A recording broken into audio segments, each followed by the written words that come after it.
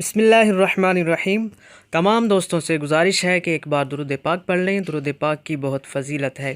ایک بار درود پاک پڑھنے سے 10 نیکیاں ملتی ہیں، 10 گناہ کم ہوتے ہیں اور 10 درجات بلند ہوتے ہیں۔ السلام علیکم۔ اس ویڈیو میں ہم کچھ سبق آموز اقوال پڑھیں گے اور ان سے سبق حاصل کرنے کی کوشش کریں گے۔ تو چلتے ہیں، اقوال حکمت پڑھتے ہیں۔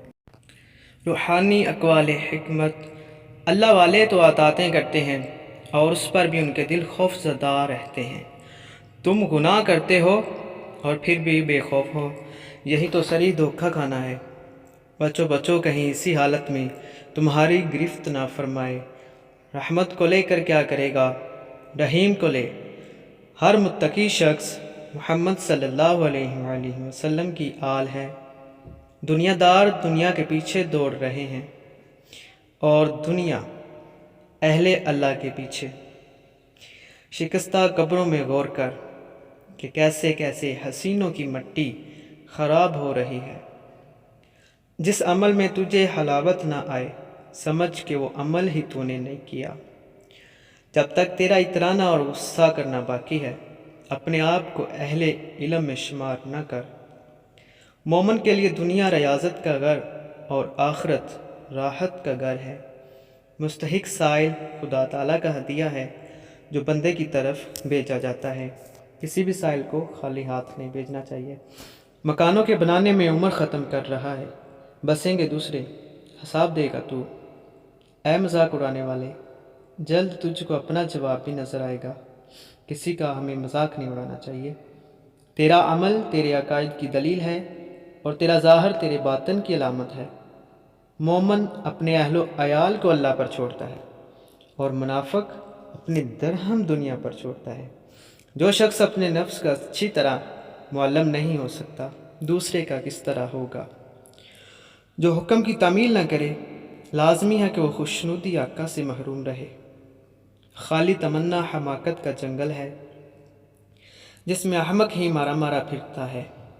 رضائے خالق کے خواہش مند مخلوق کی اذیتوں پر صبر اختیار کر۔ بہترین عمل دوسروں کو دینا ہے، نہ کہ دوسروں سے لینا۔ اللہ تعالیٰ کی اطاعت قلب سے ہوتی ہے، قالب سے نہیں۔ ظالم مظلوم کی دنیا بگاڑتا ہے اور اپنی آخرت۔ تیرے سب سے بڑے دشمن تیرے برے ہم نشین ہیں۔ خالصتاً اللہ اللہ کر، ورنہ تیرا گونگا پن ہی بہتا ہے۔ یعنی دل سے اللہ کو پکارنا چاہیے۔ کوشش کر کہ گفتگو کی ابتدا تیری طرف سے نہ ہو اور تیرا کلام جواب بنا کرے۔ جس کا انجام موت ہے، اس کے لیے کون سی خوشی ہے۔ جب عالم ذات نہ ہو تو اپنے زمانہ والوں پر عذاب ہے۔ اگر تو خالق کے ساتھ ہے تو اس کا بندہ ہے، اور اگر مخلوق کے ساتھ ہے تو مخلوق کا بندہ۔ صبر اختیار کر، کیونکہ دنیا تمام تر ہی آفات و مصائب کا مجموعہ ہے۔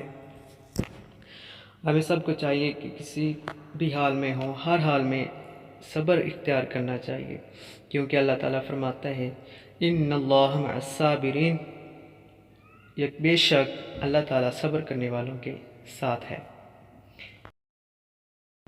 اگر ویڈیو پسند آئی ہے تو لائک کر دیں اور مزید اسلامک ویڈیوز کے لیے چینل کو سبسکرائب کر دیں، اور کمنٹ باکس میں بتائیے گا ویڈیو کیسی لگی ہے، اور چینل کو سبسکرائب کرنا نہ بھولیے گا تاکہ ہر نئی آنے والی ویڈیو سب سے پہلے آپ دیکھ سکیں۔